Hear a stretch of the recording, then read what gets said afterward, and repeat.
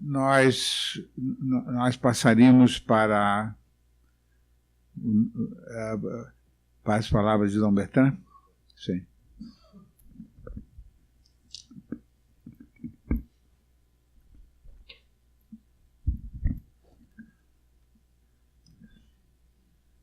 Professor Pedro Érico Carneiro,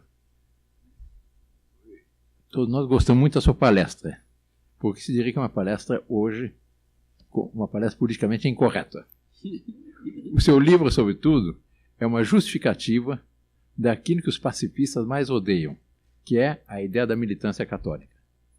O livro do professor Érico, que eu tive a satisfação de ler, todo ele justifica exatamente essa posição, que é a posição católica clássica da militância.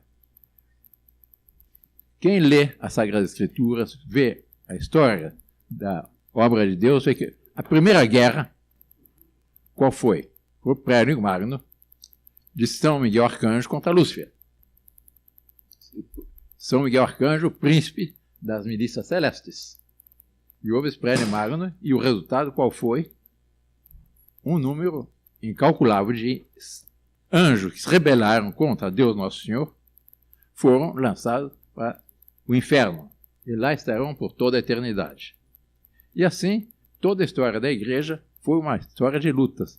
Nós, a igreja, nós somos católicos, militantes, graças a Deus. E nós sabemos que existe a igreja triunfante, nós vamos no céu, a igreja padecendo no purgatório, e as igrejas militantes somos nós. Nós somos militares, nós temos que militar, combater por Deus.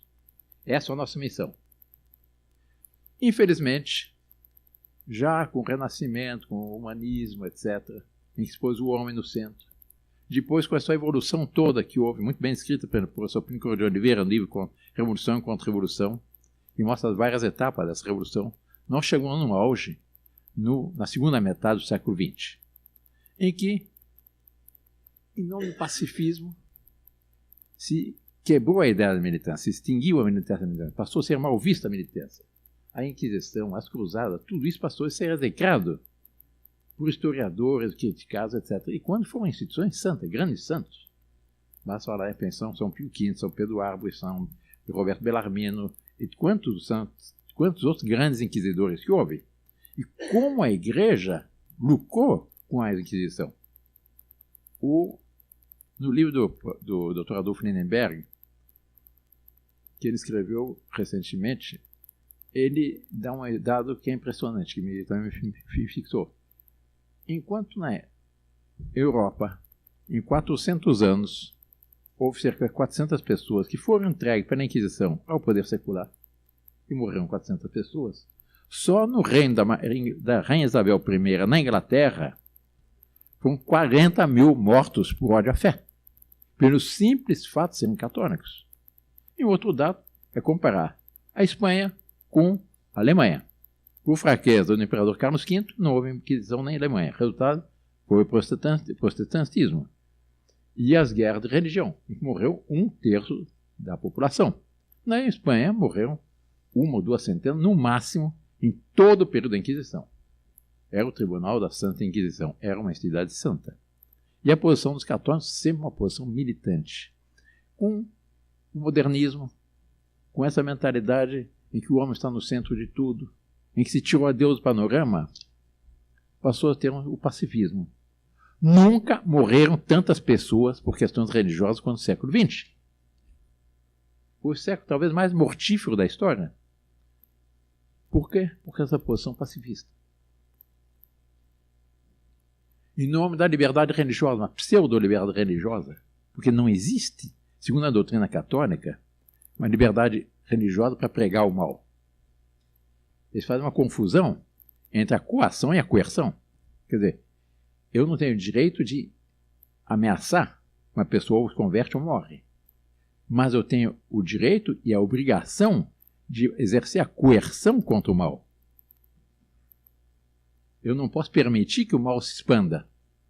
Eu me recordo quando era menino ainda, nas primeiras reuniões que eu fui naquele tempo para o grupo de catolicismo, liderado pelo professor Pinco de Oliveira, por influência dos colégios jesuítas, etc., eu não tinha esse ponto claro. E me deram uma explicação, me recordo como se fosse hoje o lugar que estava na sede da Martim Francisco ainda, não sei se foi o Dr. Eduardo, o Dr. Caio, um dos atuais provectos que me deu uma explicação, mostrou, ou o Dr. Paulo Brito, que infelizmente não está aqui hoje por questão de saúde, mas explicou exatamente. Se imagine que tivesse um vizinho que está criando vírus para soltar, para matar a cidade toda.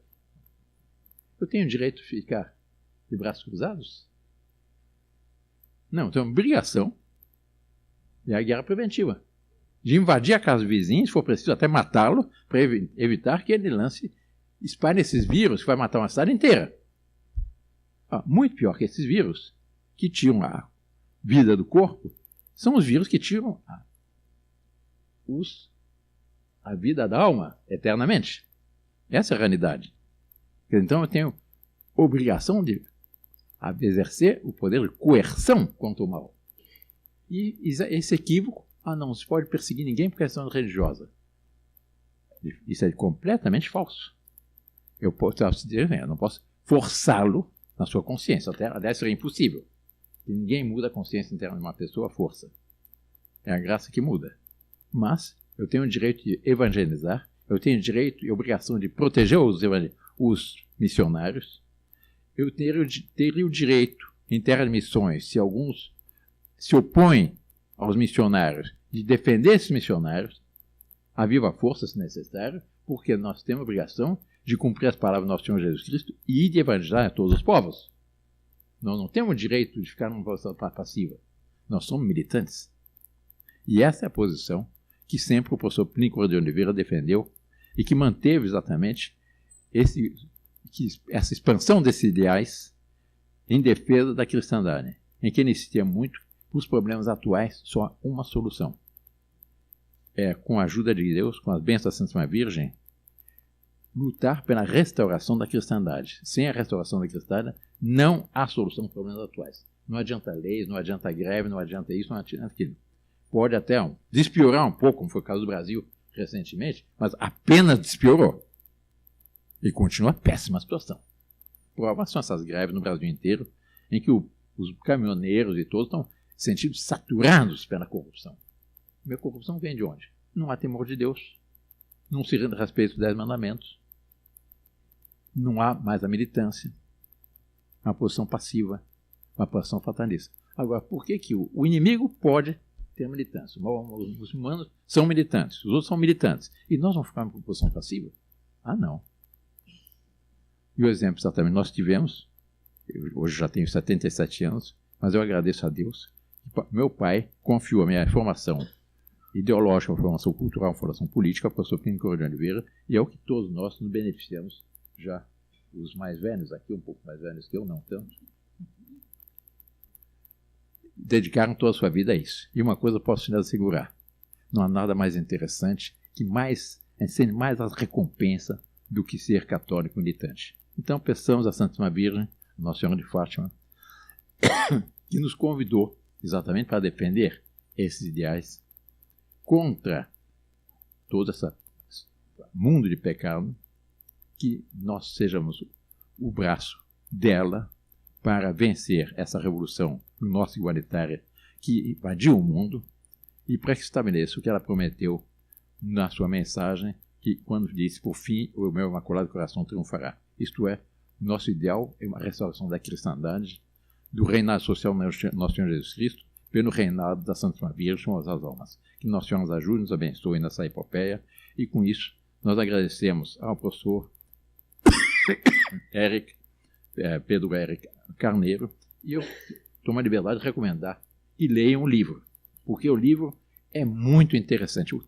A erudição que o professor Pedro Eric Carneiro mostra nesse livro é impressionante. Documentação do Antigo Testamento, Novo Testamento, até as questões atuais, e ele tem a coragem de enfrentar o problema do pacifismo com dor no coração, nós diremos, dos últimos papas.